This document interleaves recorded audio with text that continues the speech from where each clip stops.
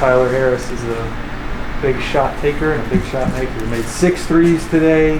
Without him, I mean, it goes for the whole season. Without him, who knows where you'd be, but especially today. Yeah, Tyler, man, you know, you heard me say it before. He's just a guy that his dad has done a phenomenal job. His brothers, they took him to the gym, I mean, since he's been knee high, and that guy has just been in the gym working on jump shots and ball handling, jump shots and jump shots and jump shots. So like I said before, I'm not disrespecting anyone on our team, but if I need someone to take a shot from me, it's going to be him. He has over 1 million hours in the gym shooting a jump shot, and he proves it night in and night out. Along with how Tyler was playing, what in your mind kind of changed in the second half with you guys being able to overcome that big deficit? Well, we started playing defense. We kind of shifted some things. We put Alo on number 11, was a guy that really likes to drive the ball and doesn't like to shoot. And that made the difference because he was kind of the free safety.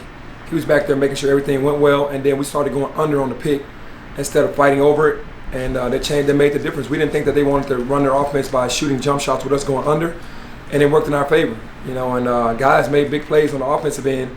We stuck with the offense, didn't take bad shots, took the shots that came along with what we were doing, and everybody just held each other accountable and played hard the rest of the second half. Did you need this win today? We did. We needed it because JD went out, and we were like, oh man, JD went out. And I pulled the group together and said, hey man, I meant what I said when I said that we are 9-1 strong. And we're a team that is just destined for greatness. All we have to do is believe no matter who steps on the floor. Yeah, we have 4 freshmen playing, but the veterans have to step up. Lester 3 for 4 from 3. Tyler hit 6 threes.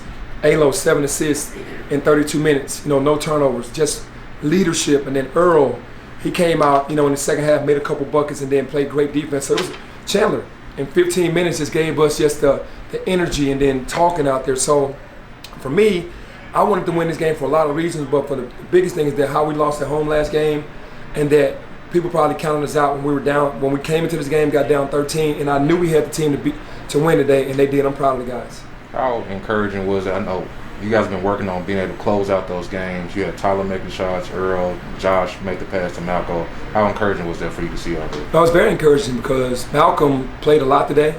He hadn't gotten a chance to play a lot. He was controlling the ball from the middle of the floor. How we played through Malcolm. He made every decision perfectly, and it was like they were holding each other accountable and really locked in on the game plan, and they did it beautifully.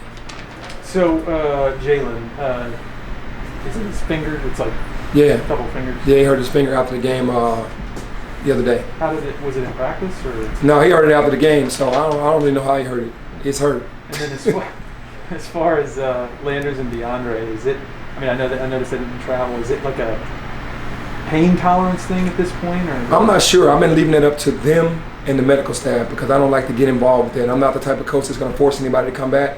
When they step on the court and say, "Coach, I'm ready," that's when I'll be ready. Obviously, I miss both of them, you know, because they're so valuable to the team. But I would not dare, with me having 6 knee surgeries, just rush them back. So whenever they're ready, I'll be ready. How's Jaden?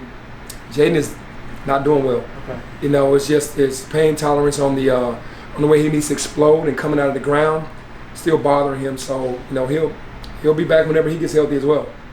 With how Tulsa has kind of played you guys, I guess does it mean a little bit more to kind of win the season series this year with some of the struggles you've had the last? Well, Coach Haith always does a great job, man, recruiting, going out and getting veteran players to buy into his system, and they're always so physical. When they play that zone as well as anybody that I've ever coached against playing zone, and to get 2 wins against them, and you know, is phenomenal because we've always struggled with playing against that zone, and man, it was a beautiful thing to me because, man, they have been a nuisance.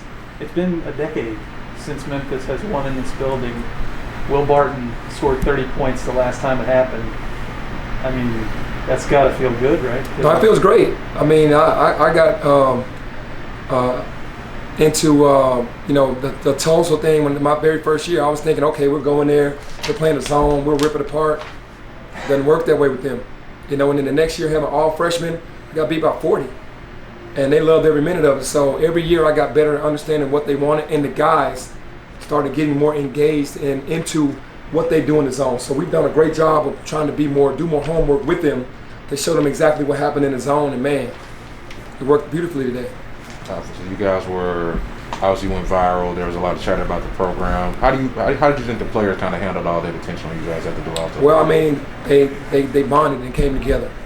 They understand that we're a very talented team. They know that we're down, that we're without our 2 leading scorers, and Chez is actually the assist leader he makes plays. So when you're missing two of your best players, I don't know who in the country. Alo was out at one point and Earl was out. So I don't know who can play without having their three starters on the floor and still be successful. So today, actually yesterday, we just had a great shoot around, and the guys bonded and were like, no matter what happens tomorrow, we're going to stay together. And they did. Noticed Coach Brown wasn't here. I heard he was under the weather. Yeah, Coach Brown was sick. He took a COVID test before we left, and that was negative. Okay. But he wasn't feeling well and didn't want to come on a trip. So, we support that. Did that add to the just one thing after another? It's like, you know what I mean? Like, was that just another? That was another blow. Thing Not having Coach Brown come, and then Jalen was going to play, and then was like, I can't play. And then that was another blow. And we were like, man, thank God we had Chandler come on the trip. The 15 minutes he played was beautiful. He doesn't have a rhythm right now. He hadn't played since right before Thanksgiving, and for him to come in and give us 15 minutes was great. What can you say about the team, despite everything that's happened in the last 6 weeks or so, that you're still able to motivate them and get them to play? Like down 13 on the road, in a tough environment and all that stuff, and they come out on fire. It would have been easy, given everything that they've been through, to pack it in, and they didn't. Yeah, it started yesterday. The first half we got down, but the guys didn't really get too discouraged because we know it's 2 halves to every ball game. And at halftime, I just said, hey, we came here on a mission, and then Jalen went out. So there was another blow. So now we could just either pack it up or we can go out here and fight and do what we need to do. But these are the adjustments that we were going to make, and we made adjustments at halftime, and the adjustments worked. And the guys made big shot after big shot and big play after big play, winning plays in the second half. Josh was 10 for 10 from the free throw line. I don't know that that's happened in the last few years with one guy. We deserved that. And I told Josh, great job. We deserved that, man. We deserved them to lose the ball at the end. We've been on the other side of them. When Alo missed that first free throw, I was like, ECU all over again. And, and he made the second one.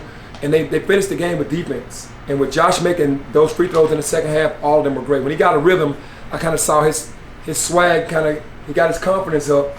And he kept making them, man. That's just a beautiful thing. Were you thinking it was here we go again when you cut the lead to 2 and can't, like they go back down, hit a 3, make it 66-61. Similar feel to SMU on Thursday. Like, were you thinking? Yeah, I think we missed a shot or we had a turnover and Jackson got the ball and got fouled. Right. It was 27 seconds on the clock and he had 2 shots.